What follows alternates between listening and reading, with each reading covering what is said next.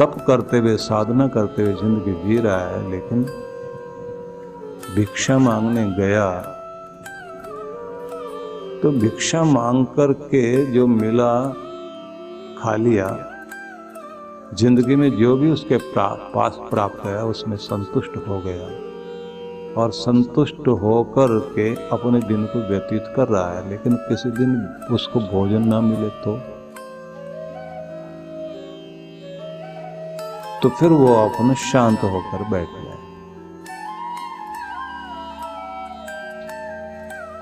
सुनते ही रामकृष्ण परमहंस बोले कि ये तो कुत्ता भी करता है।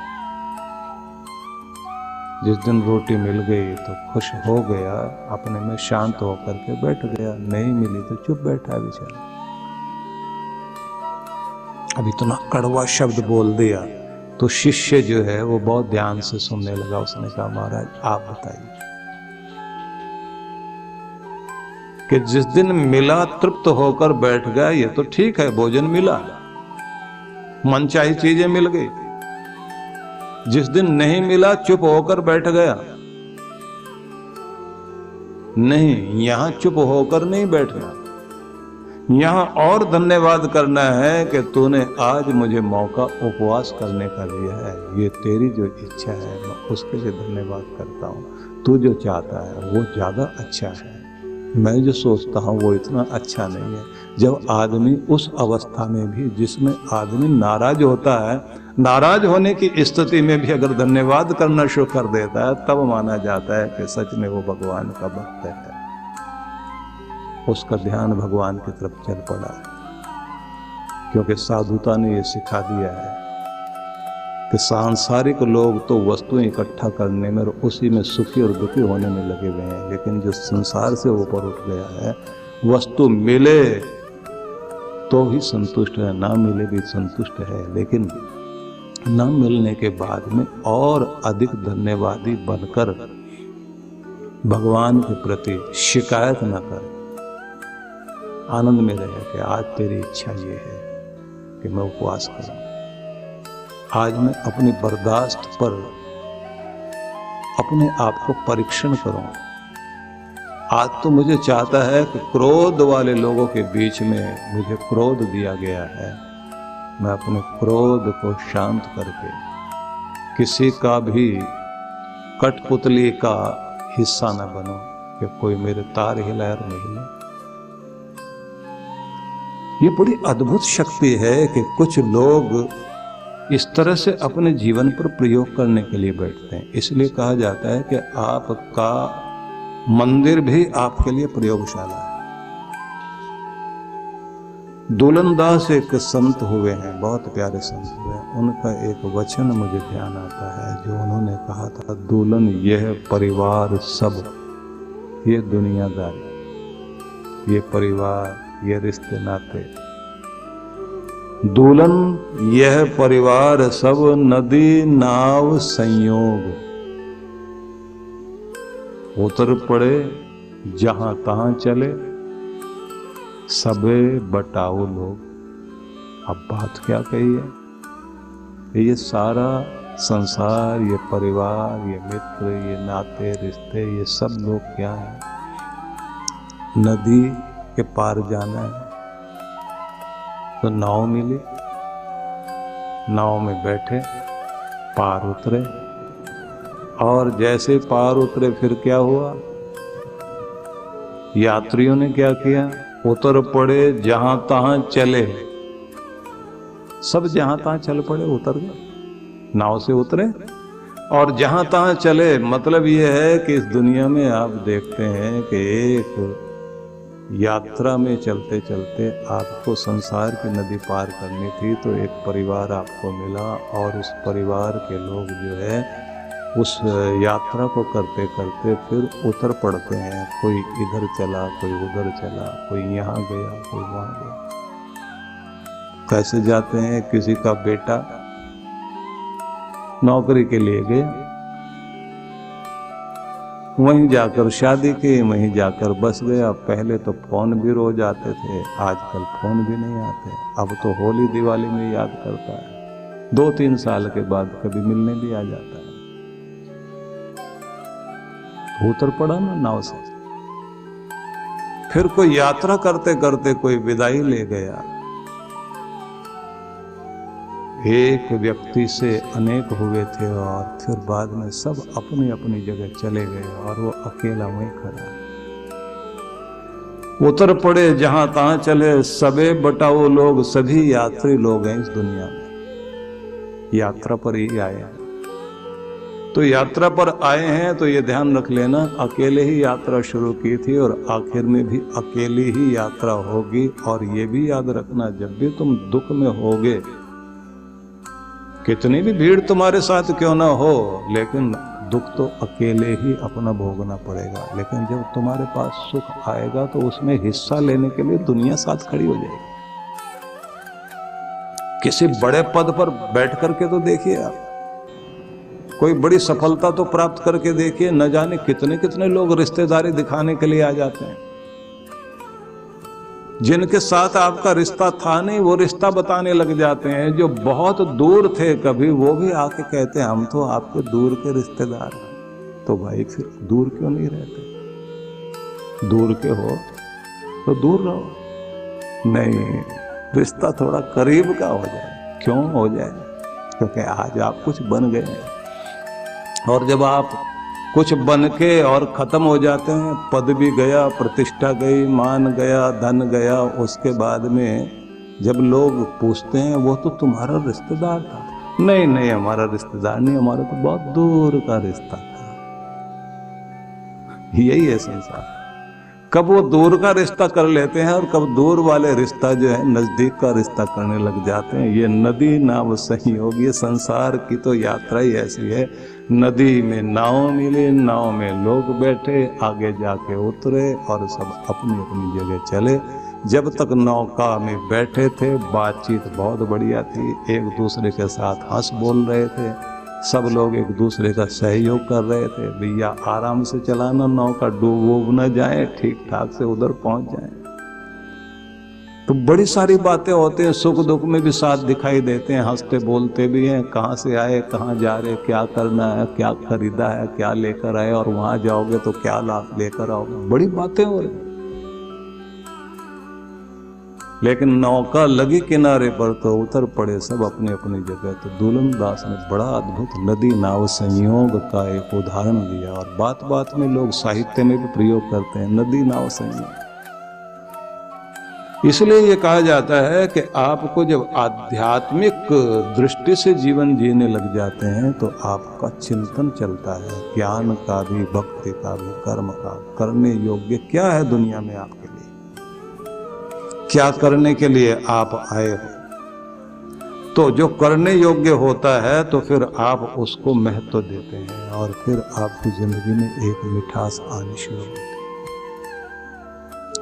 तो सबसे पहले मैंने आपसे कहा कि पहली बात होगी, आसन पर बैठना शुरू होंगे आप तो आसनेन रजोहन्ति, आसन पर स्थिर हुए तो आपके अंदर शांति आनी शुरू हुई। दूसरा काम, प्राणायामेन पातकम, और जब प्राणायाम करने लग जाते हैं तो फिर पातक दूर होने लग जाते हैं। गिराने वाली चीजें, वो विचार जो आपके मन में बार बार आपको गलत तरफ खींचते थे, वो शांत होने लगते हैं। विकारम मानसम योगी प्रत्याहारेण सर्वदा, और जब आप प्रत्याहार करने लग जाते हैं, आसन, प्राणायाम, प्रत्याहार, धारणा, ध्यान, समाधि, ये एक क्रम बताया है अष्टांग योग का पतंजलि ऋषि ने। तो उसमें अगला क्रम जो आता है, आसन के बाद प्राणायाम आ गया, प्राणायाम के बाद जो है आपका प्रत्याहार। तो प्रत्याहार से क्या होता है और प्रत्याहार किसे कहते हैं? तो कहते हैं ये प्रत्याहार के द्वारा फिर व्यक्ति के मन में उठने वाले जितने भी विकार हैं उन सब को आप शांत करना सीखते हैं। पूछा गया कि प्राणायाम के बारे में तो समझ में आया, हर किसी को करने चाहिए ना कुछ प्राणायाम। आप ये ध्यान रख लीजिए कि शरीर को मजबूत करने के लिए आपको प्राणायाम की से भी ज्यादा सबसे पहले व्यायाम की जरूरत है। और व्यायाम भी आपको 3 तरह का करना चाहिए। पहला व्यायाम वो है कि जिसको आप कहेंगे कार्डियो एक्सरसाइज, जिसमें तेज दौड़ना, जंपिंग करना या कोई भी ऐसी हरकत आप करें, जॉगिंग वगैरह, जिससे हार्ट में आपके ब्लड का फ्लो तेजी से चले, पूरे नस नस के अंदर आपके जो है रक्त संचार अच्छी तरह से चलने लग जाए। वो एक क्रिया अपने शरीर में हृदय को और मस्तिष्क को शक्ति देने के लिए करनी चाहिए। दूसरी चीज मानी जाती है कि प्रत्येक व्यक्ति को अपने शरीर को लचीला बनाने के लिए आसन और स्ट्रेचिंग वगैरह जरूर करनी चाहिए। और कोई भी व्यायाम करने से पहले शरीर को आप धीरे धीरे गर्म जरूर करें, उसके लिए भी सूक्ष्म व्यायाम करने की व्यवस्था है। तो वो पहले सूक्ष्म व्यायाम करें, फिर कार्डियो एक्सरसाइज करें, उसके बाद में आप आसन करें। तो ये हो गया शरीर को मजबूत करने का तरीका। उसी के बाद में फिर कहा जाता है कि फिर व्यक्ति को करने चाहिए प्राणायाम। तो व्यायाम से शरीर मजबूत होगा और प्राणायाम से आपका प्राण शक्ति प्रबल होगी, जीवनी शक्ति प्रबल होगी। इसके बाद में कहते हैं कि फिर मन का व्यायाम है, और मन का जो व्यायाम है उसे मन की एकाग्रता कहते हैं। और जिस तरह से शरीर को मजबूत बनाने के लिए व्यायाम जरूरी है, प्राणों को शक्तिशाली बनाने के लिए प्राणायाम जरूरी है, ऐसे मन को शक्तिशाली बनाने के लिए एकाग्रता का अभ्यास जरूरी है। लेकिन उससे भी पहले की एक और बात है जिसे बोलते हैं प्रत्याहार। प्रत्याहार जो है एक अनुकूल, एक प्रतिकूल,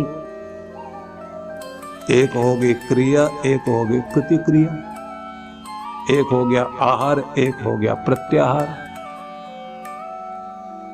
ये उदाहरण मैंने इसलिए दिए कि आपको समझ में आ जाए कि आहार प्रत्याहार दोनों को आप समझें। एक वो चीज जो स्वाभाविक रूप से आप खा रहे हैं, आपकी इंद्रियां कुछ खा रही हैं, आपका मन कुछ खा रहा है, आपका ध्यान हर पल जो बाहर की तरफ चलता है। अब अपने कछुए के अंगों की तरह, जैसे कछुआ जो है खतरा देखते अपने अंगों को समेटकर अंदर कर लेता है, ऐसे ही प्रत्येक व्यक्ति को अपनी वृत्तियों को अंदर समेटना आना चाहिए। इसको थोड़ा सा और समझें, सरलता से समझाने की चेष्टा करता हूं। आपकी वृत्ति हर समय बहिर्मुखी वृत्ति है, बाहर की तरफ ध्यान ज्यादा जाता है। आपको कहा जाए थोड़ा आंखें बंद करके बैठिए, तो आप एक्सट्रोवर्ट तो बहुत है, इंट्रोवर्ट नहीं हो पाता, अपने अंदर नहीं झांक पाते, अपने अंदर शांत नहीं हो पाते। आपको खुश होने के लिए भी बाहर ध्यान रखना पड़ेगा। आपको कहा जाए अंदर खुश होकर के आप स्थिर होकर बैठिए, शांत होकर बैठिए, तो आदमी कहेगा पहले बाहर वाली शांति कराओ, मैं तो शांत हो जाऊं। ज्यादातर लोग यही कहते हैं ये सब शांत हो तो मैं शांत हूं ना। सारे अशांत करने वाले बैठे हैं चारों तरफ, आप मुझे कहते हैं मैं शांत हूं। कोई मुझे भड़काए नहीं, कोई हंसाने वाला तो मैं खुश हूं, कोई कारण बाहर का मिले तो मैं खुश हूं। लेकिन यहां उल्टा हिसाब है कि बाहर का वातावरण वैसा ही रहेगा तो भी आप अपने अंदर खुश होइए, बाहर का वातावरण अशांत रहेगा तब भी आप अपना अभ्यास करिए भीतर शांत होने का। बाहर लोग आपको जलने जलाने वाले लोग ईर्ष्याग्रस्त कर देंगे, लेकिन आप अपने अंदर प्रेमपूर्ण होकर के बैठिए और अपनी हाथी की मस्त चाल से चलना सीख जाइए। यह अध्यात्म का वह रूप है जहां आप बाहर सबको ठीक करने में नहीं लगते, क्योंकि ज्यादातर लोगों की आदत वही होती है कि समुद्र के किनारे गए और बैठे हुए हैं वहां पर। किसी ने पूछा 2 घंटे हो गए कर क्या रहे हो और आए क्यों यहाँ? बोले आए तो नहाने के लिए थे, लेकिन हम ये सोच रहे हैं कि लहरें थोड़ी शांत हो जाएं तो उसके बाद स्नान करें। दूसरे आदमी ने कहा ये समुद्र है, इसकी लहरें शांत होने वाली नहीं है, अगर डुबकी लगानी तो इन्हीं लहरों के साथ लगा सकते हो तो लगा लो, नहीं तो नहीं। ऐसे इंतजार करते रहने से सब ठीक ठाक होगा तो फिर कुछ काम करेंगे। वातावरण ठीक हो तो कुछ काम करेंगे, परिस्थितियां अनुकूल हो तो कुछ काम करेंगे, कुछ थोड़ा तो हमें सहारा मिले बाहर से तो कुछ काम करेंगे। जो इस तरह से बैठे रहते हैं वो जिंदगी में कभी कुछ नहीं कर सकते। और जिसने ये सोचा कि परिस्थितियां अपनी जगह रहेंगी, मुझे अपना काम करना है, वो आदमी काम करता है। तो इसलिए प्रत्याहार आपको ये सिखाता है कि किस तरह से आपको अपने भीतर अपने आप को शांत करना है, स्थिर करना, प्रेमपूर्ण करना है और अपने आप को अंदर से मजबूत करना। बाहर की परिस्थितियां कितनी भी चलें, लेकिन आपको कोई भी परिस्थिति प्रभावित ना कर सके, इस बात को आपने ध्यान में रखना है और अपने श्रेष्ठ को, अपने बेस्ट को देने की चेष्टा करना। मैं आपको बताना चाहता हूं कि जो लोग अपने भीतर अपना काम कर रहे होते हैं, उन लोगों का एक तरीका होता है कि चुपचाप अपनी मेहनत करते हुए अंदर ही अंदर अपने आप को मजबूत बनाते चले जाते हैं और इतना मजबूत बना लेते हैं कि वो लोगों को शोर मचा मचा कर ये नहीं बताते आज देखो मैं सफल हो गया। उनकी सफलता ही उनका शोर मचाया करती है, वो तो चुपचाप अपनी मेहनत किया करते हैं। दुनिया का एक बहुत बड़ा स्पेन का महान चित्रकार था पाब्लो पिकासो। पिकासो के नाम से लोग ज्यादा जानते हैं इसको। अभी पीछे थोड़े दिन पहले पिकासो की एक पेंटिंग बिकी 700 करोड़ रुपए। 700 करोड़ सिर्फ एक पेंटिंग। अब से मैंने कहा था कि जीवन में आगे बढ़ने के लिए और आध्यात्मिक जीवन जीने के लिए एक शुरुआत करनी होगी कि अपना आसन संभालना सीखें, अपनी माला, अपना आसन अपने अंदर स्थिरता लाएं और प्राणायाम करते हुए अपने हार्मोनल बैलेंस को बनाने के साथ साथ आंतरिक शक्ति को प्रबल करें, जीवनी शक्ति को बढ़ाएं। इसी के साथ में हमारी चंचलताएं खत्म होंगी और हमारे अंदर वह व्यवस्था बनेगी जिससे आप अपने जीवन के विषय में भी सोच सकेंगे और अपने आप को आगे बढ़ाएंगे। इसके बाद में एक तीसरी कड़ी शुरू होती है जिसको बोला गया है प्रत्याहार। विकारम मानसम योगी प्रत्याहारेण सर्वदा। साधक व्यक्ति प्रत्याहार के द्वारा अपने विकारों को नष्ट करता है।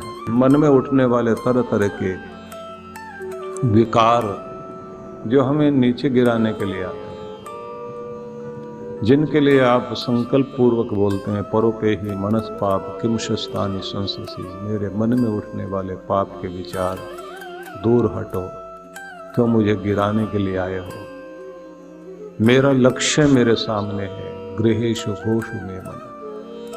तो इसलिए एक स्थिति होती है कि जब आप केवल बाहरी परिस्थितियों के बारे में सोचते हुए अपने आप को परिस्थितियों का गुलाम बनाते हैं। एक स्थिति होती है जब आप आंतरिक रूप से अपने आप को प्रबल बनाते हैं और परिस्थितियों का सामना करते हुए कोहरे के बीच अपने जीवन का वो सूरज उगाते हैं जिससे आपको दिशाएं, रास्ता दिखाने लगती हैं। निराशा का कोहरा इतना भयंकर होता है कि व्यक्ति को कुछ भी दिखाई नहीं देता। कोहरे में आपने देखा होगा कि हम लोग 10-20 फुट दूर तक ही देख पाते हैं। ज़्यादा कोई कोहरा कम हुआ आप 100 मीटर तक देखेंगे, 200 मीटर तक देखेंगे, लेकिन सामने से चली आ रही गाड़ी जिसकी लाइटें भी जली हुई, ऐसा लगता है कोई टिमटिमाता हुआ तारा है। आप समझिए कि तेज लाइट भी कितनी छोटी हो जाती कोहरे में। चिंता, निराशा, तनाव से जब मन व्यक्ति का ग्रस्त होता है तो कोहरे जैसी स्थिति हो जाती है। दिखाई पड़ना बड़ा मुश्किल होता है, लेकिन कभी कभी मोह में भी ऐसा होता है। मोहग्रस्त व्यक्ति जो है वो बहुत अधिक धुंध के या धुएं के बीच में अपने को घिरा पाता है। जंजीरें बांधे हुए होती हैं उसको कि वो उनको तोड़ नहीं पाता। जैसे वो एक रेगिस्तान की कहानी कही जाती है जिसका सार ये है कि ऊँटों को लेकर जा रहे काफिले ने रात में पड़ाव डाला और जहाँ वो पड़ाव डाला तो 100 ऊँट उनके पास थे, 99 के खूंटे गाड़कर रस्सियों से बांध दिए गए। 100वां ऊँट जो है उसकी रस्सी कहीं रास्ते में निकल गई। अब उसको बांधना बड़ा मुश्किल, और जो यात्री हैं वो सोएं कैसे, क्योंकि मुश्किल ये था कि एक ऊँट खुला रह गया तो वो सबको परेशान करेगा, दौड़ता भागता रहेगा, सो नहीं पाएगा कोई। तो जो मुखिया था उसने कहा कि इसको बीच में लेकर के जाओ और वहाँ ऊँटों के बीच में, और इस तरह से हथौड़ा लेकर के और खूंटे से ठक ठक करो। खूंटा तो है, रस्सी नहीं है। खूंटे से ठक ठक की आवाज़ निकालो कि जैसे खूंटा गाड़ा जा रहा है, और फिर इसको लाकर जैसे रस्सी से बांधते थे वैसे इसका गला पकड़ के खींच के लाओ, और फिर ऐसे दिखाओ कि जैसे रस्सी से बांध दिया, और फिर इसको बैठने दो। ऊँट बैठ गया। अब बैठ गया तो नौकर कहता, साहब ये रात में उठ के भाग गया तो? बोले नहीं, इसको पूरा पक्का पता है कि ये बंद गया है। अब नौकर के मन में ये है कि ऊँट इस विधि को जो की गई है इसको नहीं समझता कि हमारे मन में क्या और हम क्या कर रहे हैं। वो तो रस्सी को समझता है, जानवर है, उठ के भागेगा जरूर। लेकिन ऐसा नहीं हुआ। सारी रात ऊँट वैसे ही बैठा रहा, सारे ऊँट भी बैठे रहे। सवेरे जैसे ही काफिला चलना था, आगे सबकी रस्सियां खोली गई और सारे ऊँट जो है उठ करके चलने लगे, लेकिन वो नहीं उठा। वो वहीं बैठा, उसको डंडा मारे तो गर्दन हिलाए लेकिन उठे नहीं। नौकर ने मालिक से कहा, लगता बीमार हो गया ये। बोले तूने इसको खोला नहीं। बोले खोलूं तो तब जब बांधा हो। तो उस मालिक ने कहा, जैसे बांधा था वैसे खोल, क्योंकि ये तो मानसिक रूप से मान चुका है मैं बंधा हुआ हूं। तुम्हें लगता है कि रस्सी नहीं बंधी हुई है, लेकिन इसके मन में रस्सी बंध गई है, और इसके मन में रस्सी बंध गई है तो जैसे बांधी थी वैसे खोलो। बहम की रस्सी भी ऐसे बंधती है, ध्यान रखना। बहुत तरह की ऐसी चीजें रस्सियां बांध दी जाती हैं जो वास्तव में रस्सी होती नहीं है, लेकिन हम बंधा हुआ महसूस करते हैं। मुंह की रस्सी भी ऐसी बंधे हुए महसूस करते हैं। परिस्थितियों की रस्सियां भी ऐसे ही हैं, हम अपने आप को बंधा हुआ महसूस करते हैं। उसी विधि से उसको खोला गया, और जैसे खोला गया मतलब वैसे ही उसके खूंटे से जैसे रस्सी निकाल रहे हैं और जैसे उसके गले में रस्सी लपेट रहे हैं, वो सब क्रम किया गया। और फिर ऊँट ऐसे निकल के भागा जैसे पता नहीं कहाँ बंधा हुआ था और कितनी देर से। उसको लग रहा है सारे साथी तो आगे निकल गए, बस मैं ही बैठा रहा। बहुत सारे बंधन ऐसे ही आपको किसी ने नहीं बांध रखा, लेकिन फिर भी आप बंधे गए। उनसे निकलना है तो आपके मन में जो रस्सियां बंध गई हैं पहले उनको खोलना शुरू कर लीजिए। और कभी कभी एकांत में बैठकर सोचो तो सही कि आपको किसने बांध रखा, क्यों बांध रखा, किस तरह बांध रखा। कितनी बार तो जो है घर के अंदर झगड़े होते हैं, पति कहता मैं तो छोड़ के भाग जाता अब तक, लेकिन ये सारे के सारे लोग हैं, इनका क्या होगा, तू तो मूर्ख है, तेरे साथ लड़ाई हो रही है, बच्चे हैं सामने। इधर पत्नी कहती है मैं भी अब तक निकल चलती, ये बच्चे मुश्किल पड़े हुए हैं बीच में, इनका क्या होगा। और कमाल की बात यह है कि सब अपना अपना भाग्य लेकर दुनिया में बैठे हुए हैं, सब ने अपना अपना कर्म करना, अपनी जिंदगी अपने ढंग से जीनी है, लेकिन हमने अपने आप को बांध रखा जैसे हम ही दुनिया चला रहे हैं। कभी कभी तो हमको लगता है हमारे कारण ही संसार चल रहा है। जैसे कहते हैं ना, बैलगाड़ी के नीचे एक कुत्ता भी साथ साथ चल रहा था। कुत्ता सोच रहा था बैल नहीं चला रहे गाड़ी को, मैं ही चला रहा। लोग सोचते हैं अभी देश को चलाने वाला ये है, आगे तो बस हालत खराब होने वाली है। पहले वाले सोचते थे हम चला रहे हैं, लेकिन ये बात ध्यान रख लेना, देश वैसे ही चलता आ रहा है। व्यक्ति बदलते रहेंगे, दुनिया में काम चलते रहेंगे। इस दुनिया की रंगोनियां कभी खत्म नहीं होने वाली, हम हो ना हो। ये संसार ऐसे ही पहले चलता आया, ऐसे अब भी चल रहा और ऐसे ही आगे चलेगा। ये घर भी ऐसे ही चलते रहेंगे, ऐसे ही आगे व्यवस्था होगा। हमको लगता है बस हमारे बात तो अंधेरा ही अंधेरा है, बीच में थोड़ा सा गैप जरूर पड़ा करता है। इसलिए मैं ये बात निवेदन करना चाहता हूं कि जो भी दुनिया आपको बाहर दिखाई देती है उसका बहुत कुछ हिस्सा आपके अंदर है। और ये बात ध्यान रख लेना, जब आप केंद्रित होते हैं गरीबी पर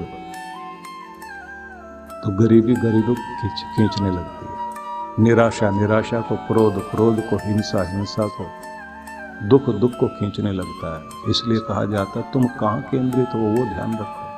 प्रत्याहार में ये समझाया जाता है कि आपकी इंद्रियां जो है बाहर की तरफ देखती हैं, हर समय हमारा ध्यान बाहर की तरफ है।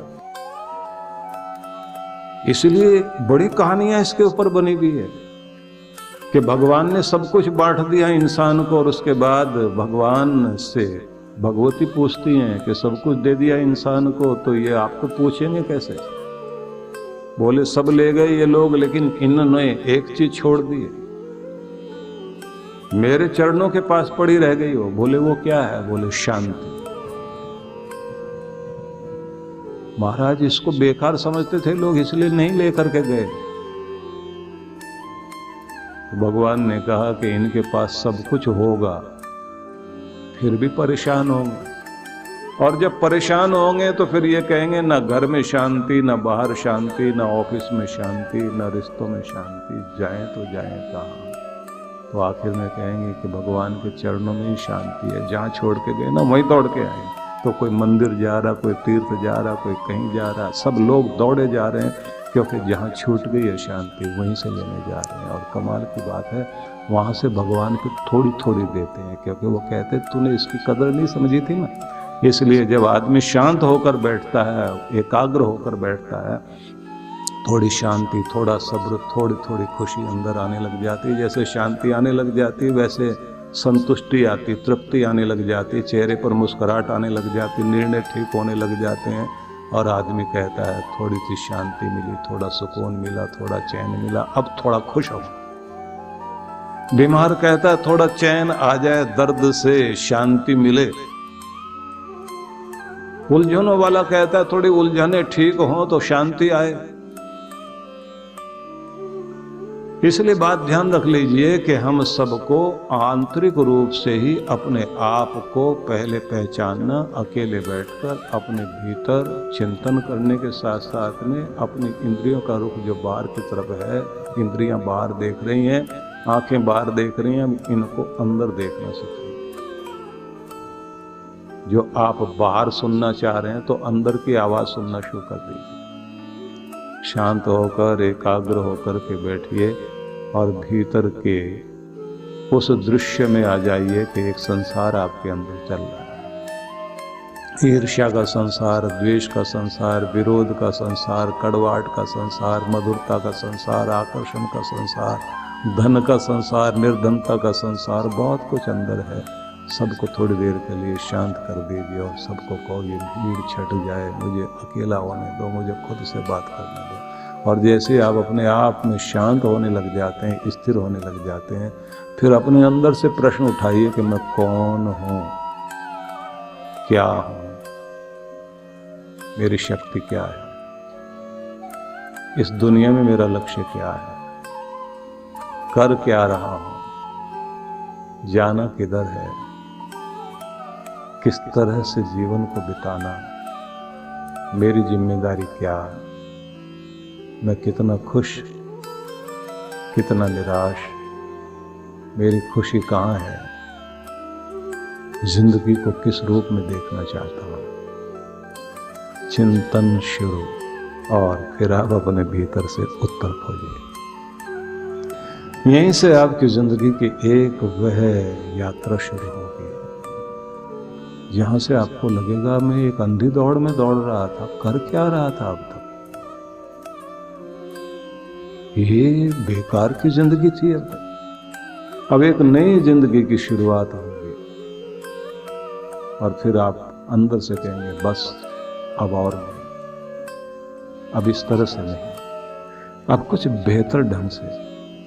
सब कुछ होना चाहिए लेकिन भीतर शांति जरूर चाहिए, सब कुछ बाहर होना चाहिए लेकिन भीतर प्रेम जरूर होना चाहिए, सब कुछ बाहर इकट्ठा कर लिया जाए लेकिन मुस्कुराहट और खुशी जरूर चाहिए। तो आप यहाँ से एक यात्रा शुरू करते हैं। अध्यात्म में इसको कहा जाता है अंतर्मुखी वृत्ति बनाकर बाहर के पट बंद कर अंदर के चक्षु खोल, ऐसा कहा जाता है